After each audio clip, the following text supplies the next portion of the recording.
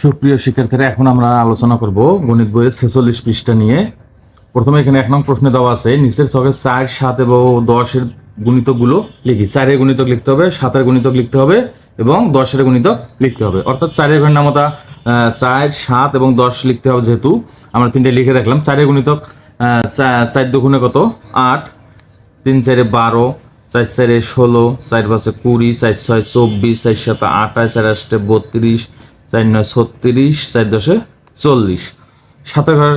7 হচ্ছে এখানে 7 দুগুণে 14, 3 7 21, 4 7 28, 5 7 35, 6 7 42, 7 7 49, 7 8 56, 7 9 63, 7 10 70। এবার আমরা 10 20, 30, 40, 50, 60, 70, 80, 90 সহ আমরা এভাবে গুণিতকগুলো বের করব। এবার 2 নম্বর প্রশ্নে দেওয়া আছে লসাগু নির্ণয় করি। 9 এবং 12 লসাগু আমরা নির্ণয় করব। এমন একটা সংখ্যা নামের জন্য কমপক্ষে 2টা সংখ্যাকে ভাগ যায়, কিন্তু এখানে 2টা সংখ্যাই দেওয়া আছে। আমরা এই 2টা সংখ্যাকে ভাগ যায় এমন একটা সংখ্যা দ্বারা ভাগ করব, 3 দ্বারা। 3 3 9, 3 4 12। এই 3 এবং 4কে অন্য কোনো সংখ্যা দ্বারা ভাগ যায় না, বিধায় লিখবো নির্ণয় লসাগু সমান 3 গুণন 3 গুণন 4। 3 3 9, 4 9 36। এর লসাগু হবে 36। একইভাবে এটারও সমাধান করব আমরা। 8, 12, 16।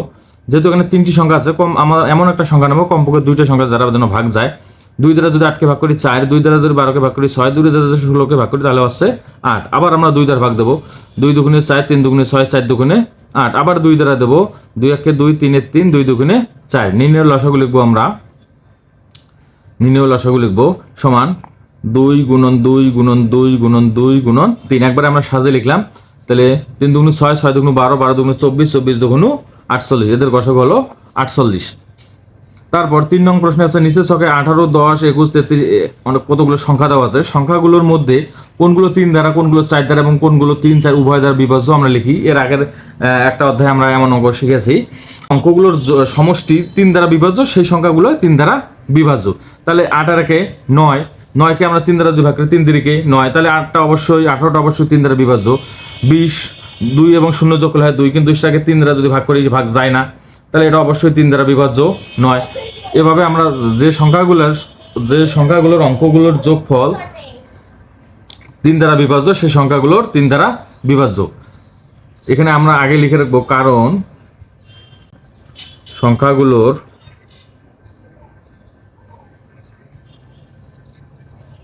অঙ্কগুলোর সমষ্টি 3 দ্বারা বিভাজ্য।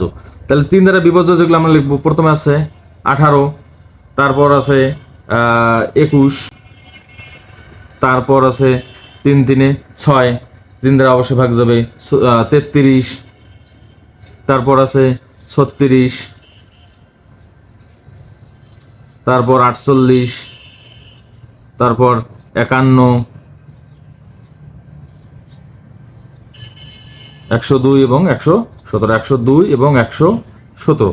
এবার একইভাবে যে সংখ্যাগুলোর একক ও দশক স্থানের অঙ্ক দুইটি একক ও দশক স্থানের দুটি সংখ্যা শূন্য অথবা একক ও দশক স্থানের অঙ্ক দ্বারা গঠিত, সেই সংখ্যাটি 4 দ্বারা বিভাজ্য। এখানে আমরা লিখতে পারি কারণ লিখব একক ও দশক স্থানের দুটি অঙ্কই শূন্য। একক ও দশক স্থানের দুটি অঙ্কই শূন্য অথবা কি হবে, একক ও দশক স্থানের অঙ্ক দ্বারা গঠিত সংখ্যা 4 দ্বারা বিভাজ্য, অথবা একক ও দশক স্থানের অঙ্ক দ্বারা গঠিত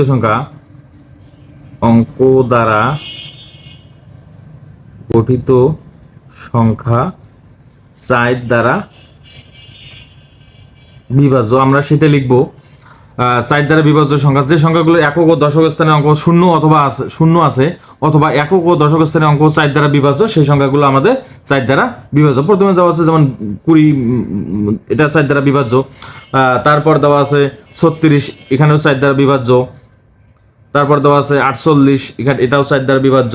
তারপর দেওয়া আছে 68, এটাও 4 দ্বারা বিভাজ্য। তারপর দেওয়া আছে 112, এখানেও 4 দ্বারা বিভাজ্য। এখন 3 ও 4 দ্বারা বিভাজ্য সংখ্যা যেগুলো সেগুলো আমরা লিখবো। 3 ও 4 দ্বারা বিভাজ্য দুই পাশের সংখ্যা দেওয়া আছে, তার মাঝে আমাদের যেটা মিল খুঁজে পাবো আমরা সেটা লিখবো। এই পাশেও 36 আছে, এই পাশেও 36, আমরা 36টা লিখতে পারি। তারপর এই পাশেও 48 আছে, এ পাশেও দেখা যাচ্ছে 48 আছে, 48। তাহলে 3 এবং 4 উভয় সংখ্যাতে বিভাজ্য 36 এবং 48। নিচের ছকে 12, 24 এবং 36 এর গুণনীয়কগুলো এবার লিখবো আমরা। 18, 24, 36। 18 সমান 18 এর গুণনীয়ক আগে আমরা নির্ণয় করব। 18 গুণনীয়ক নির্ণয় করবো সমান 1 গুণন 18, 2 গুণন 9, 3 গুণন 6। তাহলে 18 গুণনীয়ক 1, 2, 3, 6, 9, 18 আমরা এগুলো লিখবো। 18 গুণনীয়ক 1, 2, 3, 6, 9, 18। তারপর 24 গুণনীয়ক আমরা লিখবো। 24 গুণনীয়ক আমরা বের করবো এইভাবে। 24 সমান 1 গুণন 24, লিখবো 2 গুণন 12, 3 গুণন 8, 4 গুণন 6। তারপর তাহলে 24 গুণনীয়ক আমরা লিখবো 1, 2, 3, 4, 6, 8, 12, 24। তাহলে লিখবো আমরা 1, 2, 3, 8, 4, 1, 2, 3, 4, 6, 8, 12, 24। তারপর একইভাবে 36 গুণনীয়ক আমরা বের করব। 36 সমান আমরা লিখব 1 গুণন 36, 1 গুণন 36, 2 গুণন 12, 2 গুণন 18, 3 গুণন 12, 4 9 36, 4 9 36। তাহলে 36 গুণনীয়ক লিখতে পারি আমরা 1, 2, 3, 4, 9, 12, 18, 36। আবার একটা সংখ্যা নিতে পারি 6, 6, 36। তাহলে আমরা লিখবো 1, 36 গুণনীয়ক 1, 2, 3, 4, 6 সংখ্যাটা দুইবার দেওয়া আছে, আমরা একবার লিখবো 6, 9, 12, 18 এবং 36। এভাবে তোমরা সমস্যাটি সমাধান করতে পারো। এখন 6, 8, 12 এর গসাগু এখানে দেওয়া আছে, আমরা গসাগুটা মৌলিক উৎপাদকের সাথে নির্ণয় করি দেখাই, তাহলে অবশ্য ছোট হবে। 6, 8, 12 গসাগুর মাঝে লসাগুতে যেমন এমন একটা সংখ্যা দ্বারা ভাগ করা হয় যেন দুইটা সংখ্যাকেই ভাগ যায়, ঠিক গসাগুকে আমরা এমন একটা সংখ্যা দ্বারা ভাগ করবো যতটি সংখ্যা থাকবে প্রতিটাকে যেন ভাগ যায়। 2 দ্বারা ভাগ যদি আমরা দিই 6 3 হয়, 8কে ভাগ করলে 4 হয় এবং 12কে ভাগ করলে 6 হয়। এবার এমন কোনো সংখ্যা দ্বারা নিচের 3টে সংখ্যাকে যেন ভাগ যায় এমন সংখ্যা আমাদেরকে কল্পনা করতে হবে, কিন্তু এমন কোনো সংখ্যা নেই। তখন আমরা গসাগু নির্ণয় করব যে সংখ্যাটা দ্বারা আমাদের বিভাজ্য হয়েছে শুধু সেই সংখ্যাটা। সুতরাং সাধারণ মৌলিক উৎপাদক 2। তাহলে নির্ণয় গসাগু সমান 2। এখানে গসাগু নিয়মের কোনো নিয়ম উল্লেখ করে দেওয়া হয়নি, তাহলে তোমরা যে কোনো পদ্ধতিতে গসাগু তোমরা নির্ণয় করতে পারো।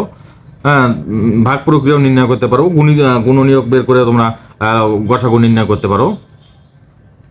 তবে সাধারণ গুণনীয়কের মাধ্যমে গসাগু নির্ণয় করতে হলে যে গুণনীয়কটা সবচেয়ে বড় থাকবে আমরা সেটা ধরে নেব আমাদের গসাগু।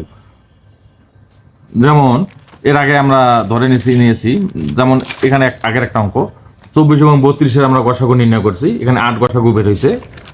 তারপর 12 এখানে যে 12, 18 গসাগু নির্ণয় করছে, যে সাধারণ গুণনীয়ক বের হয়েছে 1, 2, 3, 6। এখানে যে সংখ্যাটা সবচেয়ে বড় সেটা হবে গসাগু 6 এখানে নেওয়া হয়েছে। যে কোনো পদ্ধতিতে তোমরা গসাগুটি নির্ণয় করতে পারছো। আশা করি তোমরা 46 মিটার সম্পূর্ণটি বুঝতে পারছো।